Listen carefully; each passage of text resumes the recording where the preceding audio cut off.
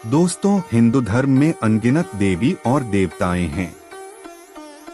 वैसे तो हिंदू सभी देवी देवताओं को पूरे मन से पूजते हैं, लेकिन मां लक्ष्मी के लिए हर भारतीय के मन में अलग ही स्थान होता है। आखिर मां लक्ष्मी धन की देवी जो हैं। आज की यह वीडियो मां लक्ष्मी के सभी भक्तों को समर्पित करता हूं। अगर आप भी मां लक्ष्मी के भक्त हैं तो इस वीडियो को स्किप मत करना, वरना आपको पाप लगेगा। इसलिए अगर आप भी चाहते हैं कि मां लक्ष्मी का कृपा आप पर हमेशा बने रहे तो इस वीडियो को लास्ट तक जरूर देखना। उम्मीद करता हूं आप इस वीडियो को लास्ट तक जरूर देखोगे, और अगर आपको यह वीडियो पसंद आए तो इस वीडियो को लाइक और सब्सक्राइब जरूर करें। तो चलिए वीडियो को शुरू करते हैं। एक बार बैकुंठ लोक में भगवान विष्णु अपने आसन शेषनाग पर बैठे बैठे उब गए तो उन्होंने सोचा कि चलो पृथ्वी लोक घूम कर आते हैं। वैसे भी कई साल बीत गए थे धरती पर गए हुए, इसलिए वो फटाफट अपनी यात्रा की तैयारी करने लगे। भगवान विष्णु को तैयार होते देख मां लक्ष्मी उनसे पूछे, आज सुबह सुबह कहाँ जाने की तैयारी हो रही है स्वामी? भगवान विष्णु ने कहा, हे प्रिय, मैं पृथ्वी लोक पर घूमने जा रहा हूँ। तो कुछ सोचकर मां लक्ष्मी ने कहा, हे भगवान, क्या मैं भी आपके साथ पृथ्वी लोक चल सकती हूँ?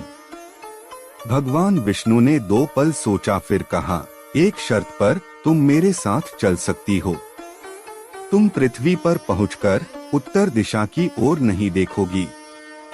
मां लक्ष्मी जी के मन में आया कि प्रभु ऐसी शर्त क्यों रख रहे हैं, लेकिन ज्यादा प्रश्न करने पर वो नाराज होकर उन्हें ले जाने से कहीं मना ना कर दे, इसलिए मां लक्ष्मी ने हाँ कहकर अपनी बात मनवा ली। और सुबह सुबह मां लक्ष्मी और भगवान विष्णु धरती पर पहुंच गए। तब सूर्योदय हो रहा था, रात बरसात होकर हटी थी, इसलिए चारों ओर हरियाली ही हरियाली थी। उस समय चारों ओर बहुत शांति थी और धरती बहुत ही सुंदर दिख रही थी। सफर के दौरान मां लक्ष्मी मंत्रमुग्ध होकर धरती को देख रही थी, और इन सब में वो भूल गई कि पति को क्या वचन देकर आई है। मां लक्ष्मी चारों ओर देखते देखते कब उत्तर दिशा की ओर देखने लगी पता ही नहीं चला। उत्तर दिशा में मां लक्ष्मी को एक बहुत ही सुंदर बगीचा नजर आया, और उस तरफ से भीनी भीनी खुशबू आ रही थी और बहुत ही सुंदर सुंदर फूल खिले थे। वहां एक फूलों का खेत था। मां लक्ष्मी बिना सोचे समझे उस खेत में चली गई और एक सुंदर सा फूल तोड़ लाई। लेकिन यह क्या, जब मां लक्ष्मी भगवान विष्णु के पास वापस आई तो भगवान विष्णु की आंखों में आंसू थे। भगवान विष्णु ने मां लक्ष्मी से कहा, कभी भी किसी से बिना पूछे उसका कुछ भी नहीं लेना चाहिए, और किसी को दिया वचन भी नहीं तोड़ना चाहिए। मां लक्ष्मी को जब अपनी भूल का पता चला तो उन्होंने भगवान विष्णु से इस भूल की माफी मांगी। भगवान विष्णु ने कहा, माना कि तुम मेरी प्रिय हो, फिर भी जो तुमने भूल की है उसकी सजा तो तुम्हें जरूर मिलेगी। जिस माली के खेत से तुमने बिना पूछे फूल तोड़ा है, जो कि एक प्रकार की चोरी ही है, इसलिए अब तुम 3 साल तक माली के घर नौकर बनकर रहो। उसके बाद मैं तुम्हें बैकुंठ में वापस बुलाऊंगा। मां लक्ष्मी ने चुपचाप सर झुकाकर हाँ कर दी। उस दिन मां लक्ष्मी एक गरीब औरत का रूप धारण करके उस खेत के मालिक के घर गई। घर क्या, एक झोपड़ा था। मालिक का नाम माधव था। घर में माधव की बीवी, 2 बेटे और 3 बेटियां थी। सभी उस छोटे से खेत में काम करके किसी तरह से गुजारा करते थे। मां लक्ष्मी जब एक साधारण और गरीब औरत बनकर जब माधव के झोपड़े पर गई तो माधव ने पूछा, बहन तुम कौन हो, मुझसे इस समय तुम्हें क्या चाहिए? तब मां लक्ष्मी ने कहा, मैं एक गरीब औरत हूँ, मेरी देखभाल करने वाला कोई नहीं है, मैंने कई दिनों से खाना भी नहीं खाया, मुझे कोई भी काम दे दो। इसके बदले मैं तुम्हारे घर का काम भी कर दिया करूंगी। बस मुझे अपने घर में एक कोने में आसरा दे देना। माधव गरीब जरूर था, किंतु बहुत ही अच्छे दिल का व्यक्ति था। उसे दया आ गई, लेकिन उसने कहा, बहन मैं तो बहुत ही गरीब हूँ। मेरी कमाई से मेरे घर का खर्च मुश्किल से चलता है। अगर मेरी 3 की जगह 4 बेटियां होती तो भी मुझे गुजारा ही करना था। अगर तुम मेरी बेटी बनकर जैसा रुखा सुखा हम खाते हैं उसमें खुश रह सकती हो तो अंदर आ जाओ। माधव ने माँ लक्ष्मी को अपने झोपड़े में शरण दे दी। माँ लक्ष्मी 3 साल उस माधव के घर पर नौकरानी बनकर रही।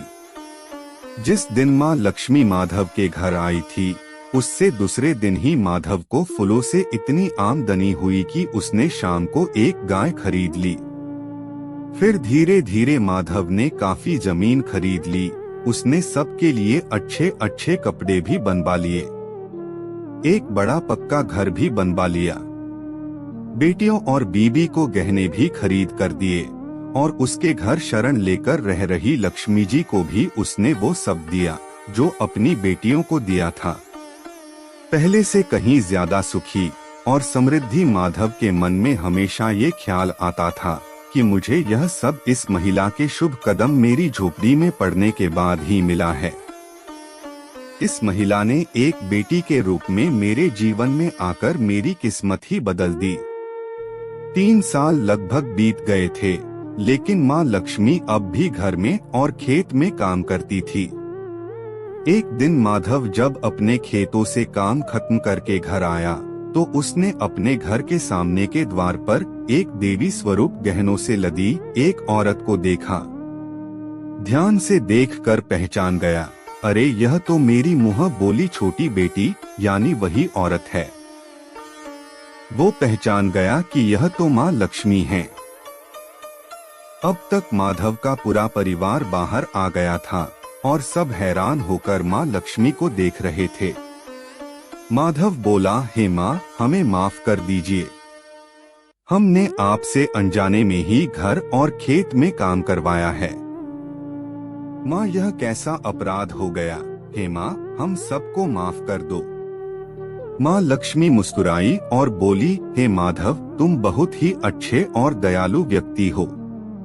तुमने मुझे अपनी बेटी की तरह से रखा, अपने परिवार के सदस्य की तरह से सम्मान दिया। इसके बदले मैं तुम्हें वरदान देती हूँ कि तुम्हारे पास कभी भी खुशियों की और धन दौलत की कमी नहीं होगी। तुम्हें वो सारे सुख मिलेंगे जिसके तुम हकदार हो।